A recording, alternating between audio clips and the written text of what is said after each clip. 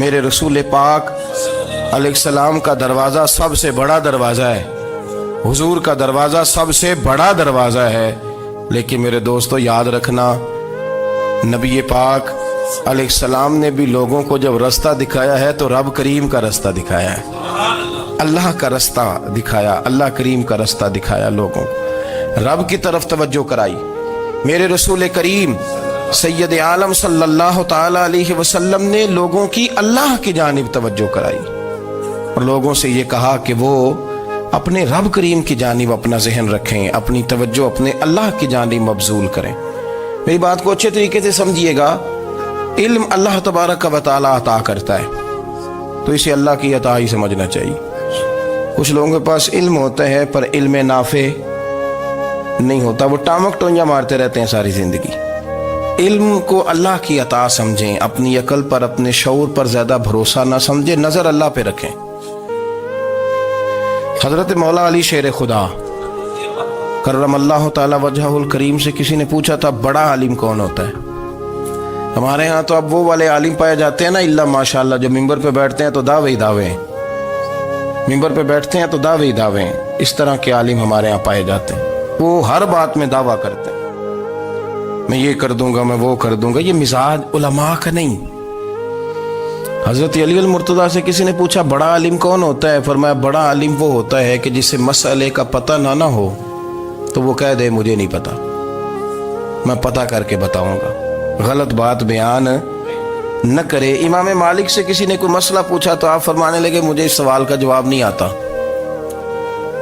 ہمارے بزرگ سمجھاتے کیا ہے؟ وہ کہنے لگا آپ اتنے بڑے امام ہیں تو اس سوال کا جواب نہیں آتا۔ آپ فرمانے لگے اگر مجھے ہر سوال کا جواب آتا پھر تو میں خدا ہوتا، مجھے ہر سوال کا جواب نہیں آتا، مجھے تو اتنا آتا ہے جتنا میرے رب نے مجھے عطا کر دیا ہے۔ اپنی نظر اللہ پہ رکھیں، نکل آئیں اس معمے سے باہر کہ میں کوئی بلا ہوں، مجھے بڑا پتہ ہے، میرے پاس 6 ڈگریاں ہیں، مجھے 10 جگہ پہ تدریس کا شغف حاصل ہے، اس سے نکلیں باہر۔ قرآن مجید دیکھیے گا، اللہ تعالیٰ نے ارادہ قدرت فرمایا کہ میں حضرت آدم کو بناؤں گا، پھر بنانے کے بعد فرمایا فرشتوں سجدہ کرو آدم کو، سب نے سجدہ کیا الا ابلیس ابا واستکبر وکان من الکافرین، سب نے سجدہ کیا سوائے ابلیس کے، اس نے انکار بھی کیا، تکبر بھی کیا اور کافروں میں سے ہو گیا۔ تو یہ جب اللہ تعالیٰ نے سجدہ کرایا تو کیسے کرایا؟ اللہ تبارک و تعالیٰ نے نا حضرت آدم کو علم سکھایا خود، وعلم آدم الاسماء کلہا، خود اللہ فرماتے ہیں کہ میں نے جناب آدم علیہ السلام کو تمام اشیاء کے نام سکھائے، سب اشیاء کے نام سکھائے۔ تو وہ چیزیں پھر میں نے نا، اللہ فرماتے ہیں میں نے فرشتوں پہ پیش کی، میں نے کہا کہ بتاؤ ان کے نام کیا ہے، تو فرشتوں نے جو جواب دیا وہ سمجھنے والا ہے۔ اللہ نے چونکہ خود علم سکھایا تھا حضرت آدم کو، جناب آدم سکھایا تھا، لیکن فرشتوں کو نہیں سکھایا تھا۔ تو اللہ کریم نے فرمایا فرشتوں اب یہ بتاؤ ان چیزوں کے نام کیا ہیں؟ تو فرشتے کیا کہتے ہیں؟ فرشتے عرض کرتے ہیں قالوا سبحانک لا علم لنا۔ آپ کبھی یقین کریں اس چیز کی لذت لیں تو مزہ آ جائے۔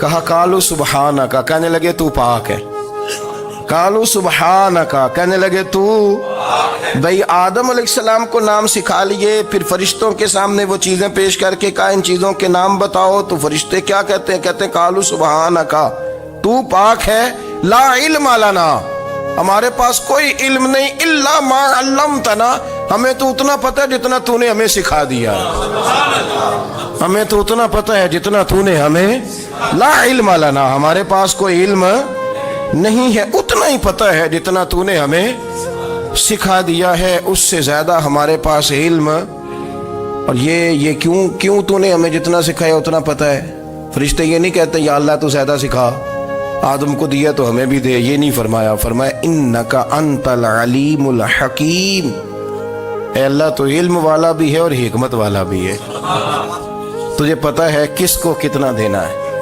جتنا تو نے مناسب سمجھا جناب آدم کو دیا، اور جتنا تو نے بہتر سمجھا وہ تو نے ہمیں عطا فرمایا۔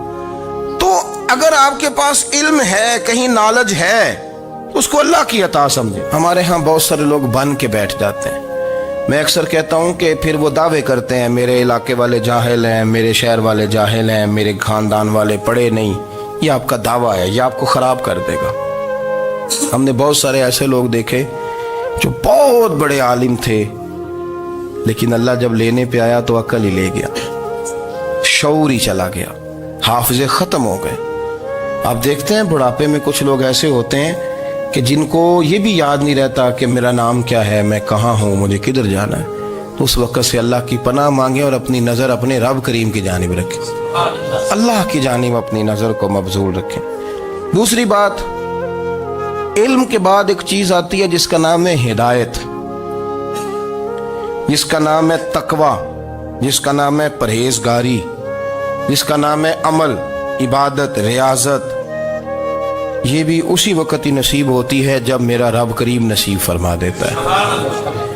ہم نے نا نیکی کا اپنا اپنا سٹیٹس بنا لیا ہے، اپنا اپنا معیار بنا لیا ہے۔ کچھ لوگ کہتے ہیں کہ جناب مسجد میں سیمٹ کا توڑا دینے سے بہتر ہے کسی غریب کو آٹے کا تھیلا دے دو۔ اب اس نے اپنا مزاج بنا لیا نا نیکی کا، اس نے اپنا سٹیٹس بنا لیا۔ میرا یہ سوال ہے کہ نبی پاک صلی اللہ تعالیٰ علیہ وسلم جب مدینہ شریف آئے تھے تو حضور نے سب سے پہلے غریبوں میں آٹا تقسیم کیا تھا کہ سب سے پہلے مسجد بنائی تھی؟ کیا عجیب لوگوں کا رنگ ہے، اپنی مرضی کی ہدایت، اپنی مرضی کا تقوی، اپنی مرضی کا معیار۔ مسجد کوئی بڑا چھوٹا خطیب بھی میری طرح کا ہو نا، تو وہ مسجد میں بیٹھ کے جب نبی پاک کی بات کرتا ہے تو کہتا ہے میرے رسول پاک غریبوں کا سہارا بن کے آئے۔ وہ غریبوں کی بات کرتا ہے، مسکینوں کی، لاچاروں کی، کمزوروں کی بات۔ تو مسجد ہی تو وہ ادارہ ہے جہاں سے غریبوں کی بات ہو رہی۔ تو اب لوگوں نے غریب کو اور مسجد کو لڑانا شروع کر دیا، اس کو لڑاؤ کہ مسجد میں پیسے دینے سے بہتر ہے آپ غریب کو آٹے کا تھیلا دے دیں۔ آپ یہ کیوں نہیں کہتے کہ مسجد میں بھی آپ توڑا دیں ایک سیمٹ کا اور ساتھ غریب کو بھی خدمت کریں؟ یہ کیوں نہیں تقویٰ؟ اپنی اپنی مرضی کا مزاج، اپنی اپنی۔ کچھ لوگ کہتے ہیں چھوڑو جی، ساری زندگی انسان نماز پڑھتا رہے اور پھر گالیاں بھی دیتا رہے، بندہ داڑھی بھی رکھ لے اور جھوٹ بولنا بھی نہ چھوڑے۔ تو یہ آپ نے اپنے پاس سے تقوی کا معیار بنایا۔ گالی دینے کا گناہ ہے اور داڑھی رکھنے کا ثواب ہے۔ تو اگر آپ داڑھی رکھے ہوئے ہیں اور آپ کوئی غلطی کر رہے ہیں تو اس سے آپ کی داڑھی کا ثواب ختم، اللہ کرے آپ کو سمجھ آئے میری بات۔ آپ کوئی غلطی کر رہے ہیں، داڑھی کا ثواب اس سے ختم، وہ اپنی جگہ پہ قائم ہے چیز۔ اپنی مرضی کا کیوں تقوی کا معیار بناتے ہیں؟ تقوی کا مزاج اپنی مرضی کا نہ بناؤ۔ اللہ کی بارگاہ سے دعا مانگو کہ یا اللہ ہمیں ہدایت کا نور عطا فرما، اللہ تو ہمیں رستہ دکھا، تو بتا کہ ہدایت کیا ہے۔ تو رب فرماتا ہے اللہ ولی الذین آمنوا، اللہ مومنوں کا مددگار ہے، یخرجہم من الظلمات الی النور، وہ انہیں اندھیروں سے نکالتا ہے اور نور کی طرف روشنی عطا فرماتا ہے۔ اندھیروں سے نور کی طرف اللہ لاتا ہے۔ اللہ ولی، اللہ مومنوں کا ولی ہے، وہ انہیں اندھیروں سے نور کی طرف نکالتا ہے۔ ہدایت ہمیشہ اللہ کی طرف سے سمجھے۔ جب وہ نماز کی توفیق دیتا ہے تو اپنے فضل سے دیتا ہے، جب وہ ذکر کی توفیق دیتا ہے تو اپنے فضل سے۔ ہم سمجھتے ہیں ہو جی فلانا نہیں پڑھ رہا بڑا بیوقوف ہے، فلانا نہیں پڑھ رہا، تو تم کیا اپنی عقل کے زور پہ پڑھ رہا ہے؟ میں جی اللہ کے فضل سے 2 پارے پڑھتا ہوں، تو کس پہ احسان کرتے تو 2 پارے پڑھ کے رویا کر کہ اگر مالک تو بڑا قریب نہیں۔ بڑے لوگ ہیں جن کو پورا قرآن حفظ ہے پر انہیں پڑھنے کی توفیق نہیں، تو انہیں فضل کیا اور مجھے توفیق دے دی ہے پڑھنے۔ رویا کر، پڑھ کے رویا کر، راتی ساری کر کر زاری، وہ نیند اکھاں تھی توندے تے فجرے اوہی گناہگار کہاون سب تو نیوے ہوندے۔ مہربانی کریں، ڈریں، نیکی کریں تو پھر ڈریں، پھر احساس پیدا کریں، پھر اپنے اندر وہ کمزوری لائیں، کہیں توبہ توبہ مجھے تو پتہ ہی نہیں، تو جانتا ہی نہیں۔ حضرت سیدنا امام اعظم ابو حنیفہ رحمۃ اللہ تعالی علیہ کے ساتھ ایک شخص کہتا میں نے نماز پڑھی، تو عشاء کی نماز تھی۔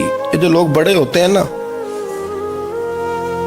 جن کے پیار کرنے والے بڑے ہوتے ہیں، ان کے گرد خوف بھی بڑا ہی ہوتا ہے، انہیں بڑا ڈر لگتا ہے، بڑی بعض اوقات آزمائش ہوتی ہے ان کی۔ عشاء کی نماز کہتے پڑھی تو امام صاحب نے نا عشاء کی نماز میں تلاوت کی آیتیں فَمَن يَعْمَلْ مِثْقَالَ ذَرَّةٍ خَيْرًا يَرَهُ وَمَن يَعْمَلْ مِثْقَالَ ذَرَّةٍ شَرًّا يَرَهُ، فرمایا جو ذرہ برابر خیر کرے گا وہ بھی قیامت میں دیکھے گا، اور جو ذرہ برابر شر کرے گا وہ بھی قیامت میں اس شر کو دیکھے گا اس کے سامنے آئے گا. تو وہ شخص کہتا ہے کہ سارے لوگ نماز پڑھ کے چلے گئے تو امام صاحب رحمۃ اللہ علیہ نے اپنی داڑھی پکڑی رو رہے ہیں. کہتے ہیں وہ ذرہ برابر نیکی کا بدلہ دینے والے، وہ ذرہ برابر شر پہ سزا دینے والے میری سفید داڑھی کو دیکھ. مالک میرے ذرے ذرے سامنے نہ لانا، لوگ تو میری بڑی قدر کرتے ہیں دنیا، میں تو بڑا پہچانا جاتا ہوں، لوگ تو میری راہوں میں پھول لیے کھڑے ہوتے ہیں، مجھے بڑا نوازتے ہیں. قیامت میں رسوا نہ کر دینا، میرے لیے مشکل ہو جائے گی. وہ کہتے ہیں میں نے امام صاحب کا درد دیکھا، مجھے کوئی کام تھا تو میں چلا گیا. میں نے کہا کہ وہ اس وقت اللہ کے حضور حاضر ہیں تو میں دوبارہ آؤں گا. کہتے ہیں میں تہجد کا وقت آیا تو امام صاحب وہیں بیٹھے تھے اور ان کی داڑھی آنسوؤں سے بھری ہوئی تھی اور زور سے داڑھی پکڑی ہوئی. کہنے لگے مالک رسوا نہ کر دینا، قیامت میں رسوا نہ کر دینا. یار جو ہدایت یافتہ لوگ تھے وہ تو ڈرے ہوئے تھے، وہ تو سہمے ہوئے تھے. وہ تو کہتے تھے یہ اس کا فضل نہیں، اس نے بلا لیا، یہ اس کا کرم نہیں. حضرت باعزید بستامی کسی کافر کو دیکھتے تو رو پڑتے، کہتے مالک تو کتنا قریب ہے، یہ بے ایمان رہ گیا، تو نے اپنے فضل سے مجھے اپنے نبی کا غلام بنا لیا. وہ رو پڑتے. یہاں تو لوگوں کا دعویٰ ہی بڑا ہے. نمازی اللہ خیر فرمائے وہ تو دوسروں کو گھورتا ہے، وہ کہتا ہے جنت کا میں مالک ہوں، کنجیاں میرے پاس ہیں، میں کسی اور کو گھسنے نہیں دوں گا. اور اگر 2-3 حج کر لے تو پھر تو وہ کہتا ہے کہ اب میرے سے پوچھ کے لوگ جنت میں جائیں گے معاذ اللہ. اور اگر وہ 2 4 5 7 دفعہ کوئی نفل پڑھ لے تو پھر وہ کہتا ہے چھوڑیں جی سارے لوگ بے عمل ہیں، میں اکیلا نیک ہوں. نہ ایسا کریں، اپنی توجہ اپنے رب پہ رکھیں، اپنی توجہ اپنے معین الملت والدین، عطائے رسول، ہند الولی، غریب نواز، خواجہ معین الدین چشتی، حضرت خواجہ اجمیر، شاہ اجمیر، والی ہندوستان. آخری عمر میں نا سارا دن روتے گزر جاتا، ساری رات روتے گزر جاتے، ذرا سی کوئی بات کرتا تو رو پڑتے، آنکھیں آنسوں سے بھری رہتی. کئی دفعہ اپنے بھی پریشان ہو جاتے ہیں نا کہ یار تو ایک بات کی جان ہی نہیں چھوڑ رہا. تو خواجہ قطب الدین صاحب بختیار کاکی سے لوگوں نے کہا کہ آپ مرشد سے بات کریں، اتنا بھی تو نہیں نہ رونا چاہیے، ہر وقت اس کے آنسو کی کریے. عاشق دا کام ہی رونا تونا تے بنا رویوں نہیں منظوری. یہ عاشق سدا ہی روندا رہندا ہے، پاویں وصل ہوئے تے پاویں دوری. ہر وقت رونے کا کیا مطلب ہے؟ تو خواجہ قطب صاحب کہتے ہیں میں قریب گیا تو میں نے پیر دبائے، میں نے کہا سونیا لوگ تو کچھ بھی نہیں کرتے، تو نے تو کمال کر دیا. 90 لاکھ آدمی مسلمان کر دیا، دنیا کچھ نہیں کرتی. تو نے 50 سال ساری رات مسلح پہ بیٹھ کے رب راضی کیا. تو شہزادہ تھا، حضور کی اولاد تھا، لیکن معین الدین تیرا ایک پلاٹ بھی نہیں. تو نے طالب علم پالے، انہیں غریبوں کو دیا، انہیں نوازا، کوئی شے نہیں تیرے پاس، ہر چیز تو نے. ساری رات روتے ہو، سارا دن روتے ہو. تو خواجہ قطب الدین صاحب کہتے ہیں میں نے جب عرض کیا تو خواجہ صاحب مجھے گلے لگا لی، چیخ مار کے روئے. کہنے لگے قطب الدین پتر داڑھی سفید ہو گئی، جانے کا وقت آ گیا. جو تو نے نیکیاں گنوائی ہیں وہ ہیں صحیح میرے پاس، پر یار کی بارگاہ میں پیش کرنے کے قابل ایک بھی نہیں. تو بارگاہ تو دیکھ کتنی بڑی ہے، رسول کریم کی بارگاہ میں پیش کرنے کے قابل ان میں سے ایک بھی نہیں. تو آستانہ دیکھ کتنا بڑا ہے، کیا پیش کروں گا، کیا عرض کروں گا حضور کی بارگاہ میں، کس طرح. وہ یار جو بڑے تھے وہ تو ڈرے ہوئے تھے، سہمے ہوئے تھے، وہ تو بڑی آزمائش میں تھے. لیکن میرا اور آپ کا رٹا 2 نمازیں پڑھ کے 6 نمازوں کا دعویٰ کرنا اور لمبی چوڑی کہانیاں بنانا اور اپنے منہ سے اپنی تعریفیں کرنا، اس سے تھوڑا باہر آئیں. رزق بھی میرا اللہ ہی دیتا ہے، علم بھی اللہ دیتا ہے، رزق بھی. بڑے بڑے فقیروں کو مالدار ہوتے دیکھا، بڑے بڑے مالداروں کو فقیر ہوتے دیکھا. بڑے بڑے، میرے ایک بڑا سخی قسم کا سجن ہے، بڑا پیارا ہے، میں اسے سخی مانتا ہوں. میں نے اپنی پریشانیوں کے دنوں میں بھی اس شخص کو سخی دیکھا. ایک دن رات کو مجھے ٹیلی فون کر کے کہنے لگا کدھر ہو؟ میں نے کہا میں گھر ہوں. نہیں اکثر سفر میں ہوتے ہو نا؟ میں نے کہا طبیعت کیسی ہے؟ ٹھیک ہے، بس حال چال پوچھنا تھا. میں نے سمجھائی، میں نے کہا یار یہ کوئی مسئلہ ہے، ورنہ رات کے 2 بجے کوئی حال پوچھنے کو فون تو نہیں نہ کرتا، کوئی مطلب ایسا تو مسئلہ نہیں نا. تو میں نے بیک کال کی, میں نے کہا یار میری بات سن, مسئلہ کیا؟ کہ نہیں کچھ نہیں دل کر رہا تھا. میں کہا میری گل سن, رہے ہیں اسی 4-5 سال کٹھے, میں تین جاننا, اصل بات کر. کہنے لگا مکان بھی بڑا ہے, سارا کچھ ٹھیک ہے, پر وہ بڑا ہی بے نیاز ہے. کچھ حالات اس قسم کے آ گئے ہیں کہ لوگوں کو بتاؤں بھی تو لوگ ماننے کو تیار نہیں. زیادہ نہیں, مجھے نا تھوڑے سے پیسوں کی ضرورت ہے, کوئی 15-20 ہزار اگر مل جائیں میری ضرورت. آپ یقین کریں میں روتا رہا ساری رات. میں نے کہا مہربانہ تیرا کس طرح کریں گے, اس سے لے کے زمانہ استعمال کرتا تھا, پر بے پرواہی ویکھ نہ سجڑ دی, جتھے کسے دی پیش نہ جاوے انہیں تاجہ والے در در رولے تے منگتے ہیں تخت بٹھاوے. سجنا کسے نو کارا مل دئی, کوئی کعبے خالی آوے. واللہ خیر الرازقین, فقط تو دائیں بائیں نہ جا, رزق تو تجھے میں دوں گا, میں ہوں بہتر رزق دینے والا. بڑے بڑے بادشاہ, بڑے بڑے شہنشاہ, بڑے بڑے لوگ, ہاتھوں میں کاسے, فقیریاں. ام ربیعہ کہا کرتی تھیں, بڑی نیک اور صالح خاتون تھیں. وہ کہتی ہیں کہ میں نا بڑے امیر آدمی کی بیوی تھی, اپنے شوہر کے ساتھ چھت پہ بیٹھی تھی تو نیچے فقیر مانگنے والا آیا. اس نے بڑے درد سے صدا کی تو میں نے اپنے شوہر سے کہا کچھ دے دیں. کہا دفع کر, ان لوگوں نے دھندا بنایا ہوا ہے. کہتی میں میکے سے بھی بڑا مال لے کے آئی تھی, میرے ماں باپ بڑے امیر تھے, تو میں نے نا چوری اپنے خامہ سے نظر بچا کے باتھ روم جانے کے بہانے گئی, اور نیچے جا کے 5 دینار میں نے اس فقیر کی ہتھیلی پہ رکھے. کہتے اس نے 5 دینار دیکھے, پھر میری طرف دیکھا تو میں نے اس کی آنکھوں میں آنسو چمکتے دیکھے.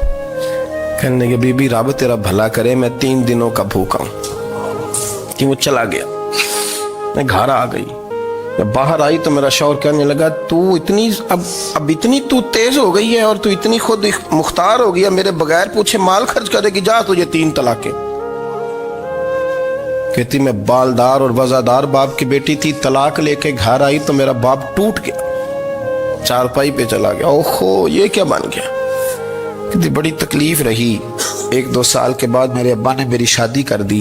اب جس شوہر کے پاس گئی وہ بڑا نیک تھا, پرہیزگار تھا, اللہ نے بہترین صلہ دیا. کہتی چھت پہ بیٹھی تھی, دروازے پہ فقیر آیا, میں نے شوہر سے کہا کچھ دے دوں. کہنے لگا 5 نہ دینا, 15 دینا, 20 دینا, میں فقیر ہوں, میں نے فقر سے دولت دیکھی ہے, اسے خالی نہ لوٹانا. کہتی ہے کہ میں نیچے گئی اور جب میں نے اس کی طرف دینار بڑھائے تو میری چیخ نکلی, پیسے پھینک کے میں بے ہوش ہو کے گری. میرا شوہر نے آ کے اٹھایا, اندر لے گیا, پانی منہ پہ چھڑکا. کہنے لگا تجھے کیا ہوا؟ کہنے لگی یہ جو مانگنے آیا یہ میرا پہلا شوہر تھا, وہی تھا جو کہتا تھا کہ تو 5 دینار دے آئیے, جا تجھے 3 طلاقیں. پڑھو نا حدیث پاک. میرے نبی پاک علیہ السلام نے فرمایا ایک بندہ گنجا تھا. گنجا کوئی ترتیب آگے پیچھے ہو جائے تو مفہوم کے لحاظ سے, لیکن میں مفہوم اس کا واضح کرتا ہوں. ایک گنجا تھا, کوئی شے نہیں تھی, سر پہ بال بھی نہیں تھے, رویا کرتا تھا. اللہ تعالیٰ نے فرشتے کو بھیجا, تجھے کیا چاہیے؟ تو کہنے لگا بال آ جائیں اور تھوڑا مال آ جائے. فرشتے نے ہاتھ پھیرا تو بال بھی آ گئے, تو بکریاں بھی آ گئیں, لائنیں لگ گئیں, مال ہی مال ہو گئے. دوسرے کے پاس گیا, وہ کوڑا تھا, اس کو جا کے کہا کیا چاہیے؟ کہنے لگا شفا ہو جائے اور کچھ اللہ تعالیٰ آسانی کر دے. شفا بھی ہو گئی, گائیں بھی دے دی, بھینسیں بھی دے دی, مال ہی مال ہو. پھر ایک کے پاس گیا, وہ اندھا تھا, تجھے کیا چاہیے؟ اس نے کہا آنکھیں ملنے اور کچھ ساتھ اللہ مال دے دے. اونٹ ہی اونٹ ہو گئے. جب بڑا نواز دیا تو پھر مالک نے امتحان لینے کا ارادہ کیا. یاری تیری سونا ہے, پر آزمائشاں بھی تیریاں اگ. آزمائشاں تیریاں, صحیح کہہ رہا ہوں, آزمائشاں تیریاں, یاری تیری سونا ہے پر آزمائشاں تیریاں. یہ سونا پرکھیا جامدائی, پہلو نال لگاں دے لگ. اللہ نے فرمایا آزمائش کرو. سب سے پہلے گنجے کے پاس آئے, اسے کہا اللہ کے رستے میں کچھ دیکھا نہیں لگا, میرے خرچے ہی بڑے. دیکھو تو صحیح کتنی مشکل میں وقت گزارتا ہوں, حال ہی کوئی نہیں. تو اس نے کہا میں نے تو سنا ہے تو گنجا اور بھوکا ننگا تھا. کہنے لگا میں تو جدی پشتی رئیس اعظم ہوں, تو یہ کس پاگل نے کہا ہے بھاگ جا. اس نے کہا اچھا جیسے تو تھا ویسے ہی ہو جائے. کھیت کھلیان اجڑ گئے, پھر سے گنجا ہو گیا. حضور علیہ السلام فرمانے لگے, پھر وہ اس کے پاس گیا جو کوڑا تھا, اسے کہا کچھ دے. کہنے لگا خرچے ہی بڑے. अब पूछ लें किसी अमीर आदमी से, कहेगा चक्की के नीचे हाथ है मेरा, मेरे से ज्यादा तो अब परेशान बंदा ही कोई नहीं। क्या बताऊं आपको, इतना टैक्स है, इतना जुर्माना है, फलानी शय, बड़ा कुछ गिनवाते हैं लोग। उसने कहा मैंने तो सुना तो पहले कोड़ा था। उसने कहा जा दौड़ जा, मैं तो रईस आजम हूँ, दादा भी परदादा भी और सारी नस्ल ही। उसने कहा अच्छा जैसे तू था वैसे ही हो जाए। फिर वो गया अंधे के पास और जाके कहा अल्लाह के नाम पे कुछ दे। तो कहने लगा रब के नाम पे, ये खड़े हैं ऊंट, जितने तेरे दिल करे ले जा। उसने कहा क्या माना इस बात का? कहने लगा यार तुझे क्या बताऊं, मैं तो अंधा था, मैंने तो कभी दुनिया देखी नहीं थी। फिर उस करीम ने फजल किया तो मुझे बड़ा कुछ दिखाया। मैं क्या बताऊं, मेरा दिल कर रहा है कह दूं कि फिर उसने काबा दिखाया, फिर उसने रोज़ा रसूल दिखाया, फिर उसने रियाजुल जन्ना के सजदे दिखाए, फिर उसने अपने महबूब के दरवाजे की रौनकें दिखाई। उसने बड़ा कुछ दिया, उसने बड़ा नवाजा। मेरे पास तो शायद मैं बदकार पुराना खादम, किसे दर मिली न टोई, एते वासफ यार ने नजर जो की थी, फिर वासफ वासफ ही होई। ये तो उसका करम हुआ। तो ये वो कहने लगा तू अल्लाह के नाम पे जान मांग, मैं वो भी देने को तैयार। मेरे पास तो शय कोई नहीं थी, मुझे तो अपना पता है, मैं तो कोई शय नहीं था, कुछ नहीं था मेरे पास। ये तो उनका करम है कि रुख इनका उधर है। और मुख्तसर सी मेरी कहानी है, ये जो भी है उनकी मेहरबानी है। तो वो कहने लगा मैं भी कुछ लेने नहीं आया था, तेरी आजमाइश ही करने आया था। तेरी इज्जतें भी सलामत रहेंगी, तेरा माल भी सलामत रहेगा, तेरी शिफा भी। अपनी जिंदगी में कभी भी अल्लाह की बारगाह से तवज्जो इधर उधर ना करें, छोड़े लोग क्या कर रहे हैं, दुनिया क्या कह रही, कभी भी अपनी तवज्जो दाएं। हमारा ये मसला बन गया कि हमारी सियासत है, हमारी दुनियादारी है, हम बंदों को राजी करना चाहते हैं। हम देखते हैं कौन किस तरह, और आप यकीन करें आप थक जाएंगे, बंदे राजी नहीं होंगे, वो नहीं राजी होते। आप इनको मना के लाएंगे तो इधर वाले निकल जाएंगे, इधर को मनाएंगे तो इधर वाले निकल जाएंगे। इस चक्कर से बाहर आए, उस रब को राजी करें जो फरमाता है इन्नल्लज़ीना आमनू व अमिलुस्सालिहाति सयजअलु लहुमुर रहमानु वुद्दा। फरमाया तो ईमान लाने के बाद नेक अमल कर, मैं लोगों के दिलों में तेरी मोहब्बत पैदा कर दूंगा। रहमान लोगों के दिलों में मोहब्बत डाल देगा, अल्लाह लोगों के दिलों में। अपनी नजर हमेशा अपने रब पे रखें। इतनी लंबी चौड़ी दुनियादारों से उम्मीदें ना वाबस्ता करें। मैंने देखा है लोग का सालेसी करते हैं, कभी उसके दरवाजे पे कभी उसके दरवाजे पे। इन चक्करों से बाहर आएं और अपने रब की बारगाह की तरफ तवज्जो करें। इस्तिगफार शौक से पढ़ा करें। और अकेले में ना, अकेले में हज़रत रईसुल मुतकल्लिमीन मौलाना नकी अली खान साहब रहमतुल्लाह ने लिखा है कि फिरौन 500 साल हुकूमत कर गया।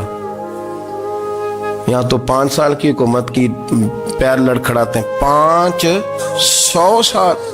फरमाते असल वजह यह थी कि दुनिया जब सो जाती थी ना तो ऊपर चादर लेके तो मुसल्ले पे बैठ जाता था और हाथ बांध के कहता था रब तू ही है, मेरा पर्दा ना खोलना, मालिक तू ही है, करम नवाजी करना, मेरी पकड़ ना करना।